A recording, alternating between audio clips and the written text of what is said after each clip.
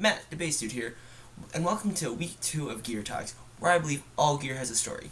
And on this week, we'll be taking a look at an Ibanez 5-string, so let's get to it.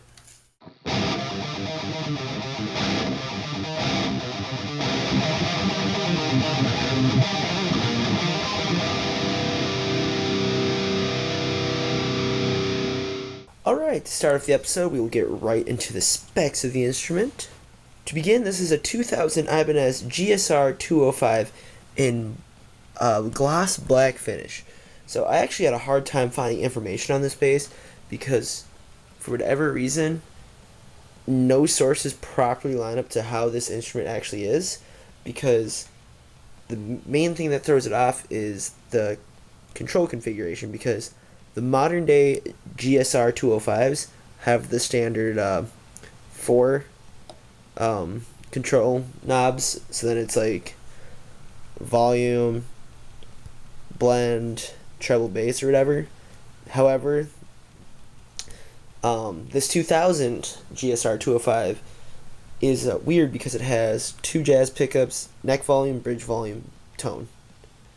The reason why it also has been hard to find information on is because the closest information I've been able to find so far is on the Ibanez wiki. So the reason why this one was hard to find is because when looking at the wiki, while the finish, the electronics, and the bridge and everything match up with what the wiki says, it still doesn't match up on the fact that this does not have 24 frets, which is what apparently the wiki claims. So this is kind of an anomaly of a bass because it looks and fits the part for the agenda of a 2000 Ibanez GSR, but there's still that odd missing couple frets. Anyways, to the actual specs for those who care, it's a solid body bass that is made of apparently a wood called agathis. I have never heard of a bass made out of this, but my guess is, seeing as this bass was meant to be an affordable in beginner level 5-string, it makes sense.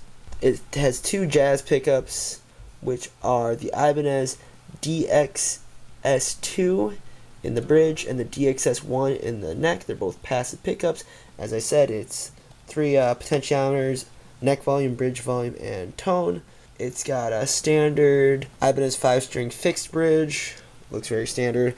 Let's see here. Go up to the headstock. Missing the truss rod cover, of course. Why wouldn't it be? And it's got the logo. It has Ibanez die-cast tuners. And then, let's see here. It has a maple neck with a rosewood fingerboard and standard dot inlays. And all in all, I believe that covers all that's desired to know about this instrument. Now for the story part of this instrument. So first and foremost, this bass was in my possession. This used to be my first 5-string. I was the 3rd owner of this bass, so like the Gibson in the last video, I had acquired this bass in a trade with Dan, and he had gotten this bass from, I believe, a family friend, just because they were aware that he played music. And honestly, for a beginner 5-string, this was a really solid start. The neck is a pretty, the string spacing is really good, and it's kind of this equivalent of what a jazz neck would feel like in my experience. And so the first thing that sticks out is that this was an attempt at a sticker bomb. So to start, we got Schecter Guitar Research right on the front of the body because I love Schecter, so this was the sticker that started the sticker bomb, and I'm like, I like Schecter so much, I'm just going to put it everywhere. On the horn, we got Wisconsin band Quiet Kind. Absolutely great dudes, great music. They are signed to We Are Triumphant, and their album Shadow Play is awesome. Highly recommend it. Above the neck, we have a sticker for this band called Source. They opened for In Flames when I saw them back in 2016. Really cool prog metal. Above the tone controls, we have a sticker for Near an Open Flame, a Minnesota local band that plays modern metalcore. their newer stuff's been more like hip hop influence, which is cool. And I did fill in with them for a show. That was my like one of my first couple shows ever, so that was really cool. Got to play with them at the Amsterdam opening for Minnesota local Out Came the Wolves. We have a Diodario NYXL sticker right here because I also really enjoyed Diodario strings. Absolutely love them. This is probably from the first NYXL set I got. On the other horn, we got a TC Electronics sticker because cool company, and I got that when I purchased my Polytune. Let's see, on the back, we have an Arch Enemy War Eternal sticker. I got this with the CD back when I purchased it in like, wow, whenever it came out. I also got a patch that's on my vest, so that's pretty cool. We got a Sons of Vengeance sticker, another local band that I ended up playing bass with in for a little bit. They played 2 of my first shows with them. I'll see if I can't find footage. Then we got a sticker for the Browning. Really cool, like EDM infused deathcore. Honestly, a really fun time, and it was an interesting concert because not only were you able to headbang and mosh, you were able to clap along, so that's pretty cool. Then we got a Fender sticker above it. When I got a Fender Rumble 100 for Christmas, that was a really nice amp. Ended up trading it in just because my SWR does all I need it to. We got a Exomen sticker right here, another great local band. Not quite sure what they've been up to lately after they had 2 members leave, if I'm correct. But really cool stuff. It's like progressive metalcore, progressive thrash. It's kind of really trivia-esque, so I adore it. Got a cute little smiley face right here. And then you got like an ASP and sheriff sticker from, I believe, my town's county fair. Just because I had them, like, some more stickers to throw on. Oh, and then in the bottom, gotta unleash your inner Kyle sometimes and have a monster sticker. I'll leave links in the description to all these bands that I have just mentioned because might as well use this as an opportunity to support, cool bands that have in some way impacted me. Alright, so next up, one of the main reasons why I decided to buy a different 5-string and move on from this one was because for whatever reason, this one is really hard to set up at all. So first of all, the action got so screwed that there's actually a Folgers coffee lid as a shim right here that did the trick. Other than that, it was impossible to get a nice action on it because it would just be constantly buzzy. But then the hard part is the pickups, they're oddly mounted on the body, so they really will not go higher than about where it is right now. So it's just never been the nicest to get a good setup, so it's really low output because it's passive pickups, and you will see that in the tone demo. I will probably have to either boost the signal in post or turn on my Fortin to make sure that you can at least hear the bass. And then the last bit of information for this instrument is this is actually my gift to my younger brother for Christmas because he has started playing bass, and honestly, it's really cool to see how inspired this kid is to play bass. So I kind of asked him, hey, yo, do you want a 5-string? And he's like, sure, why not?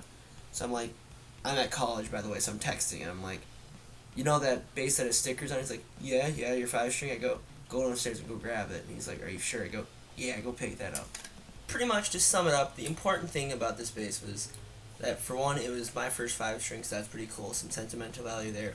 But more importantly is that this is a gift now to my younger brother, who is a couple years younger than me and just starting to get into playing music and metal music. So it's kind of it's important because it's going to another part of the next generation of music, and I hope that he gets plenty of joy out of it and gets inspired by it and pushes himself to learn some new things and do some cool things with it. Also, it's his birthday, so Jacob, if you're watching this, happy birthday. So, yeah, now to the tone demos.